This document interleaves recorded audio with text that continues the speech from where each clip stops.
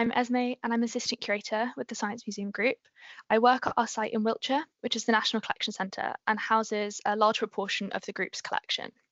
I'll be talking today about some of the work I've been doing to propose a project to acquire some material relating to the museum's recent decant project, One Collection. One Collection ran from 2018 to 2024 and focused on the decant of around 300,000 objects from Blythe House in London to the National New Collections Management Facility, now known as the Hawking Building, at the National Collection Centre in Wiltshire. The project also involved the move of many large objects, including buses, cars and bikes, from other hangars on site into the new store. The project was a huge turning point for the museum's collection, enhancing the accessibility, documentation and understanding of the objects that we hold. I've worked on this project for around 3 years, first as an unpacker, and then I moved into the curatorial team. As contemporary collecting has been a long-standing interest of mine, I decided to begin work on a self-led project to propose some items for acquisition that related to the One Collection project to ensure the long-term record of this within the museum's collection. Within the SEM collection, we have a group called Science Museum History. This aims to reflect staff and working life, as well as the museum's practice. And so any new acquisitions from this project are proposed to sit within this collection. Currently, the collection mainly reflects the museum's past and includes objects such as historic security guard uniforms and old radio equipment used in guided tours. There's limited contemporary collecting currently within this collection, although it does include some COVID-related signage, which are acquisition candidates that relate to social distancing at the museum and the vaccination centre held in London. At the start of this project, the scope was rather large, so my first course of action was to try and narrow down the focus of this acquisition. Having only worked on one side of the project in Wiltshire, I crowdsourced some suggestions of material which felt important or relevant to staff from both Blythe House and other teams based at the National Collection Centre. These range from the sensible, such as content-secured tape, which was used to strap up all of the boxes being transported between both sites, and historic signage from Blythe House featuring old museum logos and old layouts of the rooms. There were also some more entertaining suggestions, such as the Christmas tree that had been put in the Blythe House manager's office, which lived there permanently and was a fixture of daily life for anyone working at Blythe. While I was working on finalising the object list, I spent a long time assessing the museum's current acquisition policy, aiming to ensure that objects reflected the core elements of this project, while also illustrating science and technology developments.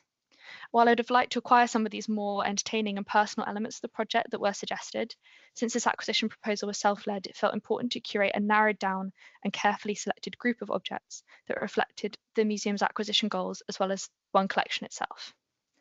The final objects I selected for proposal are 2 barcode scanners and a keyring, which was provided to the volunteers who worked at the National Collection Centre. This is the keyring in question. Not all volunteers used the scanners, so it felt important to represent their contribution to the project, especially as the Science Museum History collection currently does not include any objects relating to volunteers, which is so integral to all sites across the group.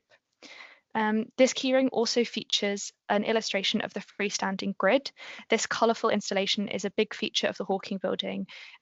Each 3-metre square has its own individual location number, but also barcode, and was used to track all of the pallets and boxes coming in and out of the store during the decant project. And it's now also used for location tracking of our large objects.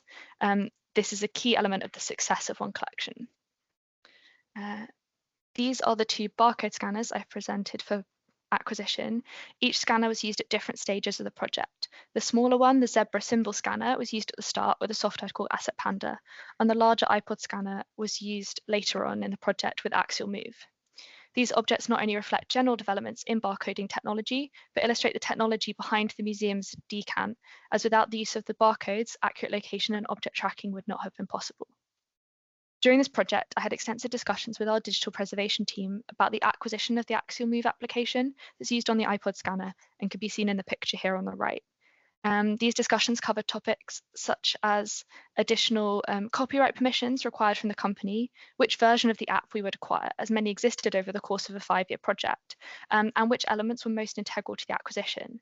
The question was asked as to whether we really needed the source code in the app itself, or whether the user face was actually what we wanted to be recording.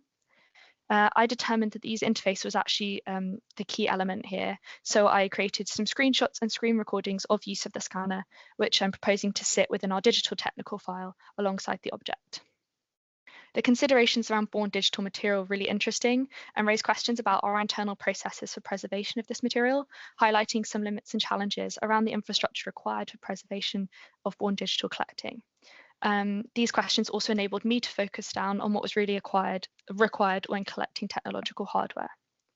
This project has had support from the broader curatorial team, and there is interest in acquiring at least one of these scanners and items which reflect volunteer contributions, but the place of these acquisitions within the collection is currently being debated. At this time, having narrowed down my final objects of proposal, I'm waiting to discuss the scope of the project as a whole with our group-wide collecting panel, and so it's currently paused until that meeting can go ahead. One of the main elements of this ongoing discussion is around the boundaries between our corporate records, a 2D archive material relating to the history of the museum exhibitions, and our Science Museum history collection of three-dimensional physical objects.